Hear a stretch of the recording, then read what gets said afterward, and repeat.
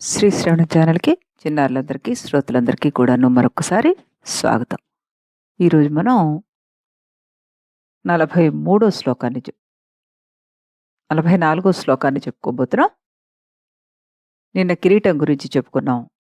ఆ తర్వాత అమ్మవారి కురుల గురించి చెప్పుకున్నాం. ఈరోజు మనం అమ్మవారి పాపిట్లో ఉన్న సింధూరం, ఆవిడ సీమంతాన్ని గురించి చెప్పుకుంటున్నాం. ఇప్పుడు ముందుగా మనం సంస్కృత శ్లోకాన్ని విని, ఆ తర్వాత ప్రతిపదార్థ తాత్పర్యాలు తెలుసుకున్న తర్వాత తెలుగు పద్యాన్ని విని, అప్పుడు దాని విశ్లేషణలోకి వెళ్దాం. ముందుగా సంస్కృత శ్లోకం. तनोतु क्षेमं नस्तव वदन सौन्दर्यलहरी परिवाहस्रोतः सरणिरिव सीमन्तसरणिः वहन्ती सिन्दूरं प्रबलकबरी भारतिमिर त्वषां बृन्दैर्बन्धीकृतमिव नवीनार्ककिरणं द्विषां बृन्दैर्बन्धीकृतमिव नवीनार्ककिरणम्. పావని ఎంతో చక్కగా ఆనందభైరవి రాగంలో ఈ శ్లోకాన్ని కూడా మనకి వినిపించారు. మరొకసారి ఆవిడకి కృతజ్ఞతలు చెప్తూ మనం ప్రతిపదార్థ తాత్పర్యాల్ని తెలుసుకుందాం. ఓ పరమేశ్వరి, తవ నీ యొక్క వదన సౌందర్యం, ముఖ సౌందర్యం యొక్క లహరీ ప్రవాహము, పరివాహ స్రోత సరణి, పొంగి పొరలుతున్న కాలువ లాంటిది, ఇవ వలె, సీమంత నీ పాపిటి యొక్క మార్గం, ప్రబల మిక్కిలి బలమైన, కబరి కేశముల యొక్క భార బరువు చేత, తిమిర చీకట్లను, ద్విషాం శత్రువుల యొక్క, బృందై సముదాయం చేత, బందీకృతం బంధింపబడిన, నవీన లేత అయిన, అర్కకిరణం సూర్యుని కిరణం వలె, సింధూరం సింధూరమును, వహంతి భరించుచున్నదై, నహ మాకు, క్షేమం క్షేమాన్ని, తనోతు విస్తరింపచేయుగాక అంటున్నారు శంకర భగవత్పాదులు వారు. మాత, నీ ముఖ సౌందర్యం అనే ప్రవాహానికి నీ పాపిట పొంగి పొర్లుతున్న కాలువ లాంటిది, అది మాకు క్షేమాలను కలుగజేయుగాక. దట్టమైన కేశాలు అనే ఈ చీకటి శత్రువులు ఇరువైపులా ఆక్రమించి ఉండగా, లేత సూర్యకిరణాల వల్లే ఉన్న ఆ సింధూరం సదా క్షేమాన్ని కలగజేస్తుంది అంటూ దీని అర్థం చెప్పుకోవచ్చు మనం. ఇప్పుడు మనం తెలుగులో పద్యాన్ని విని, ఆ తర్వాత సంస్కృత శ్లోక వివరణలోకి వెళ్దాం. ఇప్పుడు తెలుగులో పద్యాన్ని వినేద్దాం మనం.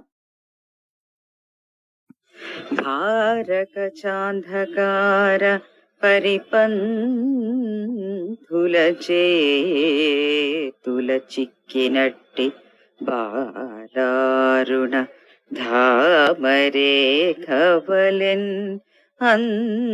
అందములొల్కెడు సింధురముతో తీరములేని నీదు ముఖ దీప్తి సరస్సున పిల్ల కాల్వగా తీరిన నీదు పాపట మదీయము సేమము కూర్చునిచ్చలున్.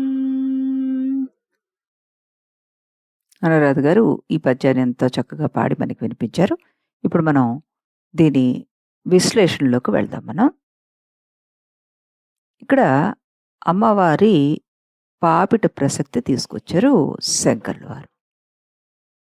శంకరులు వారు ఇందులో మనకు ఒక పదాన్ని యూజ్ చేశారు, సీమంత సరణిహి అన్నారు. అంటే పాపిట దారి సరణిహి. ఇక్కడ శంకరులు వారు మనకి 4 పదాలను వాడారు. ఒకటి లహరి, పరివాహము, స్రోతస్సు, సరణి అన్నారు.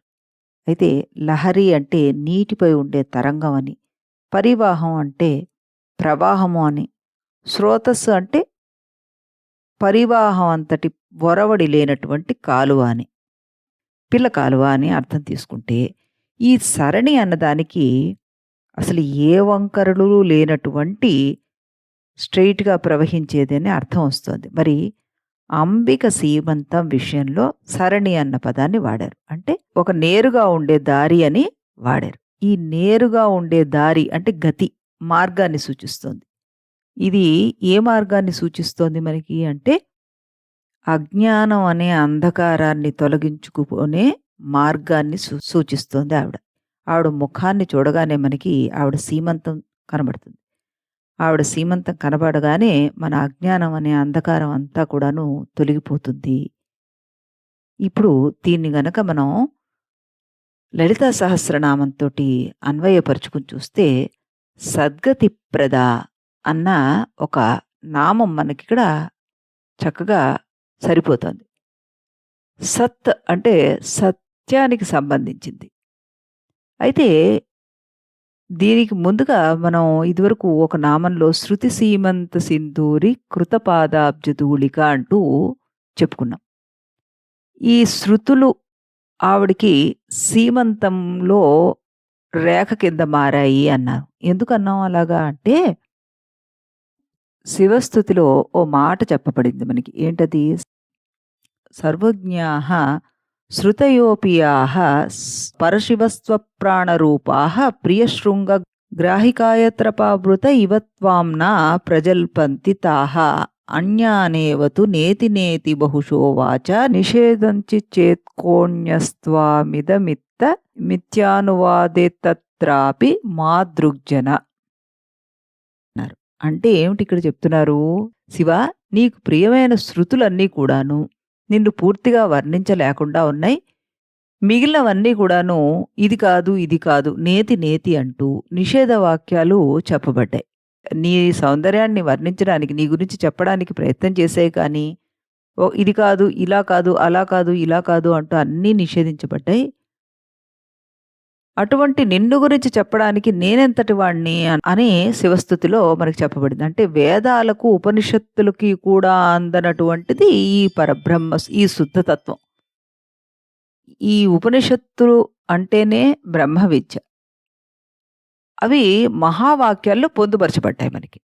ఈ మహావాక్యాల సారమే పరబ్రహ్మ స్వరూపం. అంటే ఈ ఉపనిషత్తుల సారం అంతా కూడాను ఆవిడ పాపిట్లో సింధూరం లాంటిది అని, అది మన అజ్ఞానాన్ని పారద్రోలి అక్కడ జ్ఞాన జ్యోతులను వెలిగిస్తుంది అని మనం అనమాట. ఆవిడ వేదాంతాలకు అతీతురాలని భావన. అందుకే అన్నీ నేతి నేతి అని ఆవిడని వర్ణించలేకపోయాట. ఆ సింధూరంలో ఈ శృతులు, ఈ మహావాక్యాలు, ఉపనిషత్తులు ఇవన్నీ నిక్షిప్తమై ఉన్నాయని మనం అనుకుంటే గనక, అది మనకి మార్గాన్ని, ఏం మార్గాన్ని సూచిస్తోంది? మనకి పరామార్గాన్ని సూచిస్తోంది. ఈ తురీయాతీతమైన మోక్ష మార్గాన్నే మనం పరామార్గం అంటారు. భక్తులు, ఉపాసకులు పోయే మార్గాన్ని అర్చిర్మార్గం అంటాం. ఇష్టాపూర్తాది కర్మలను ఆచరించే మార్గాన్ని ధూమ మార్గం అంటూ ఉంటాం. ఈ 3 మార్గాలను ఇచ్చేది అని ఇంకొక అర్థం కింద మనం ఇక్కడ చెప్పుకోవచ్చు. వాసయోగ్యమైన ఉత్తమ లోకమునందు ఉత్తమ జన్మను, ఉత్తమ సంస్కారాన్ని ఇచ్చేదని ఇంకొక రకంగా చెప్పుకోవచ్చు. అలాగే కుండలిని యోగ సాధనలో కుండలిని శక్తిని సుషుమ్న ద్వారా ఊర్ధ్వగతిని పట్టించిన సాధకుడికి ముక్తినిచ్చేది ఈ మార్గం అంటూ మరొక చక్కటి అర్థం ఇందులో మనం చెప్పుకోవచ్చు అనమాట. అంటే ఈవిడ సింధూరాన్ని చూస్తే మనకి మోక్షప్రాప్తి కలుగుతుంది అన్నదాన్ని మనం ఇక్కడ చక్కగా చెప్పుకోవచ్చు. అలాగే ఇక్కడ ఆచార్యుల వారు ఈ పాపిడికి ఎక్కువగా ఇంపార్టెన్స్ ఎందుకు ఇచ్చారు అంటే గనక, అది లక్ష్మీ నివాసం అని చెప్తారు. మామూలుగా లక్ష్మికి నివాస స్థానాలు 5. ఏమిటవి? ఒకటి పద్మము, రెండోది ఏనుగు శిరస్సు, ఆవు యొక్క పృష్ఠభాగము, బిల్వదళపు వెనుక భాగము, స్త్రీల పాపిటి లేదా శ్రీమంతం అంటూ ఉంటారు. వీటిలో లక్ష్మీదేవి స్థిర నివాసం ఉంటుందిట. ఉత్ప్రేక్ష అలంకారంతో అమ్మవారి పాపిటి మార్గాన్ని ఆదిశంకరుల వారు ఇక్కడ మనకి పోల్చి చెప్పారు. ఇది సుహాసినత్వానికి చిహ్నం అని, ఇది పుణ్య స్త్రీల ఆచారం అని కూడాను ఇక్కడ పెద్దలు చెప్తుంటారు. శాస్త్రపరంగా పురుషుల్లోని తేజశక్తి బ్రుకుటి మార్గంలోంచి పతనం అవుతుంది. స్త్రీలలో అది పాపిట ముందు భాగం నుంచి వెళ్ళిపోతూ ఉంటుంది అని చెప్తారు. ఈ 2 కారణాల దృష్ట్యా పురుషులు బ్రుకుటి మార్గంలోనూ, స్త్రీలు పాపిటి మార్గంలోనూ సింధూరం ధరించాలని మన శాస్త్రాలు ఆదేశిస్తున్నాయి. ఈ రకంగా ఈ కేశపాసాల ప్రస్తావన తీసుకొచ్చి చీకట్లో ఉన్న అజ్ఞానులమైన మనకి ఈ మార్గం, ఈ సీమంతం అనే మార్గం ఏదైతే ఉందో అది సద్గతిని కలగజేయుగాక అంటూ ఇక్కడ అమ్మవారి సౌందర్యం అరుణకాంతి పైకి పాకుతూ పాపిట యందు వ్యాపించింది. ప్రాతఃసూర్య కిరణావళి తిమిరపు తెరలను తొలగించుకుని ప్రకృతి విరాడ్ రూప వర్ణన మనకక్కడ అంతర్గతమైంది. నిశేష పరమార్థం అంటే స్రోతస్సు, నీటి ప్రవాహం పల్లానికి ప్రవహిస్తుంది. శ్రీదేవి సౌందర్య లహరి పైకి వెళ్తుంది, అది ఊర్ధ్వగామిని.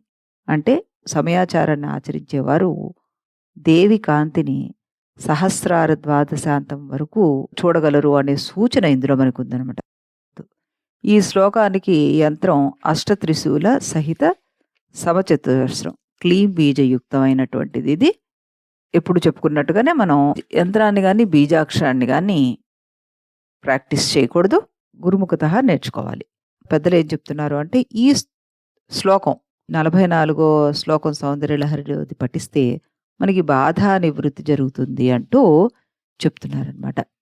మళ్ళీ మనం రేపు మరొక శ్లోకాన్ని వినడానికి ఇదే ఛానల్లో ఇదే సమయానికి కలుద్దాం. అంతవరకు సెలవు.